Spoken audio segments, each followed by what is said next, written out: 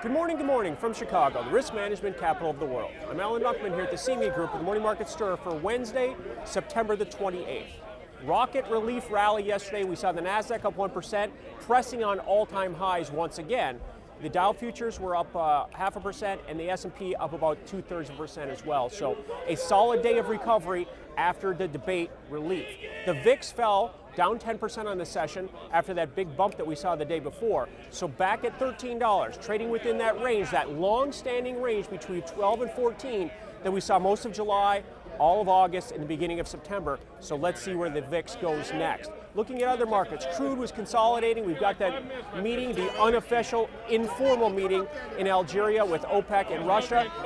Positives, negatives, markets can't decide what the outcome's going to be. And gold was down $13 on the session as currencies consolidated. Gold's got that barrier at $13.50 to overcome, and $13.10 was the low from a couple weeks ago. So after the relief rally yesterday, where do these markets stand here on Wednesday morning? Well, we're steady, not much change. We got the S&P up 1 point, the NASDAQ up 4, again, very close to the all-time forever highs there, and the Dow futures up about 5 or 10. Nike released earnings, that's a Dow component. Nike's been down 12% so far this year, so not participating in the overall market move. Bested on EPS and bested on revenue, but it's down 2% in the pre-market with, I guess, inventory build and the inability, the future sales at 5%, a little bit less than what people had expected. Looking at the other markets, currencies continue to go sideways. 95.50 is where we're at or nearby in the dollar index, and below the 113 level in the euro currency that we have to keep an eye on.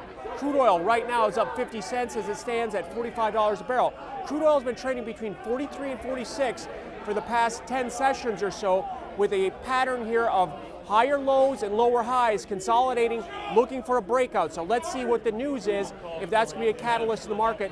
But obviously it's impacted by what the dollar does. A push below 95 in the dollar could be very positive for crude. Looking at other markets, gold's pretty unchanged, down $2 as it stands right now. And keeping an eye on the fundamentals. Not much in the stock market right now. We don't have earnings again.